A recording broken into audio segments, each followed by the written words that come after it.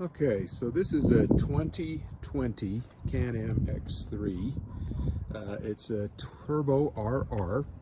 I'm going to be putting on some new fender flares by KemiMoto, and I'm making this video because I couldn't find any very many pictures with the extra wide fender flares and what they were going to look like. You can see I get pretty dirty here, so you're going to see the before and after pictures with this machine pretty dirty, but I couldn't find any good pictures of what it looked like with the extra wide fender flares. So I figured I'd make this for everybody so you can kind of see what this thing looks like stock versus what it's going to look like with the extra wide KemiMoto fender flares. We'll just give you a couple pictures and we'll put those on. If there's any tips and tricks that we find while we're putting those on that make it easier for others people to put them on, we'll post those as well.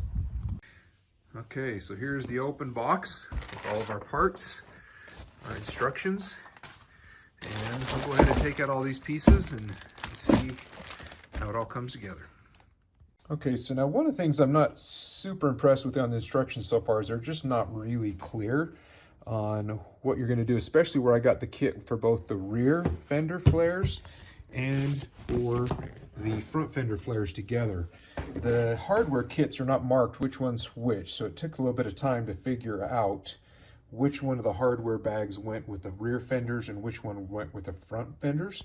So this that's laid out is for the front fenders, and you have the self-tapping screws which will go with the small washers, and then there's 8 larger washers that go with the bolt and the nut that will hold the fenders together, and then these 2 smaller self-tapping screws that will go to hold the fender together. I'll show you that once it's completed. This is the hardware kit that came for the rear fenders. It has the silver machine screws in it, and I'll show you that a little bit closer, but it actually took a little bit of time just trying to figure out which set of hardware I needed for which fender, so I actually think that'll help somebody else right there. Okay, so putting these together, these are the 4 washers, the larger washers you're going to use for the front fender, the bolt and nut, and then the small self-tapping screw. The small self-tapping screw goes here on the inside, a washer underneath, and with the bolt, and a washer on top with the screw to put this front fender flare together. So it's going to go here. We're going to drill these pre-tapped or pre-marked holes. I'm going to clean up, get all this dirt off here, of course, so that dirt's not underneath my fender. And then those 2 bolts are going to mark up with those pre-marked holes. And it's going to fit here. I have to drill a new hole on that bottom and tap that in. They look pretty big. Hopefully they look all right when they're all done, but these are definitely some big fender flares. I went back and forth on these quite a bit. I couldn't decide if they're going to look goofy being that big, but I have been riding in a lot of mud lately, so I know we'll definitely should do the job keeping the mud out. We'll see how they look. Okay, so another little tip here. There are a couple of different hole dimples that are ready for drilling that don't necessarily line up with this. So I would recommend the top couple, and luckily I just happened to do the top 3. There's only 1 dimple there, but then as you go down farther, there's a dimple out in the back, closer to the door entry, and then there's actually some here in farther. So don't drill too far ahead until you make sure you know which dimpled holes to drill. So that one there, nice thing about having this been dirty before I wiped it off is I can see real easily where those dimpled holes are.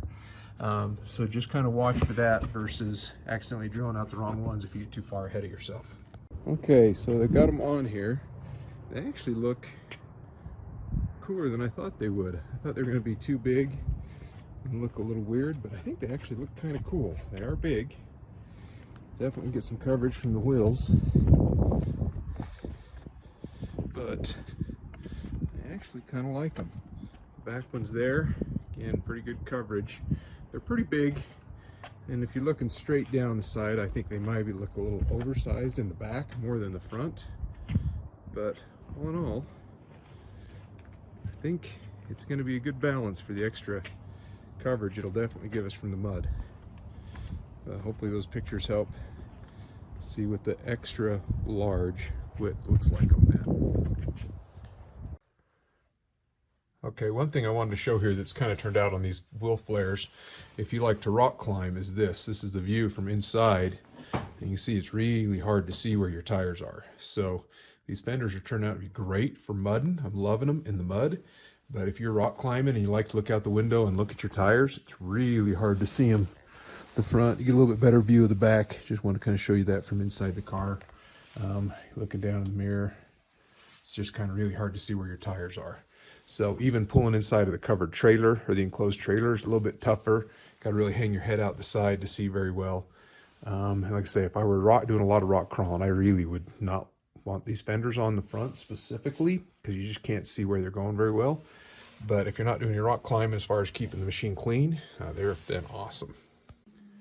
And here you can kind of see after being out in the mud, man, it's kept the machine much cleaner. Nothing up on the windshield to speak of.